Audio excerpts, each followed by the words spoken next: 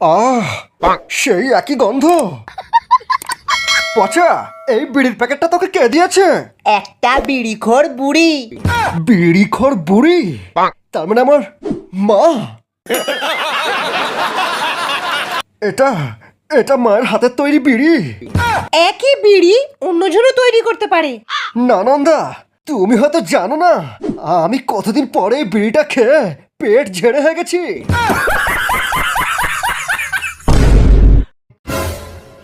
মা,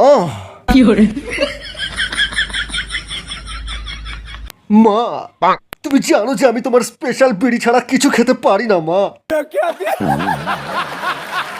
মা গো, আমাকে একবার একবার তোমার স্পেশাল বিড়িটা খেতে দাও মা। কতদিন আমার পায়খানা ক্লিয়ার হয়নি মা, একবার। মা, তুমি আর বাবা যখন হানিমুনে গিয়েছিলে তখন একটু খৈনি কিনতে গিয়ে আমার বাবা সিঁড়ি থেকে পা ফসকে পড়ে গিয়ে সেই জায়গায় চোট খেয়েছিল। এ কথা তুমি জানলে কেমন করে? কাল রাতে বাবা আমার স্বপ্নে এসে বলে গেছেন, আরো বলে গেছেন বাবা আমার হওয়ার জন্য পাড়ার সমস্ত বিড়িখোরদেরকে একটা করে শান্তি বিড়ির প্যাকেট কিনে দেওয়ার মানত করেছিলেন, কিন্তু বাবা তা দেননি।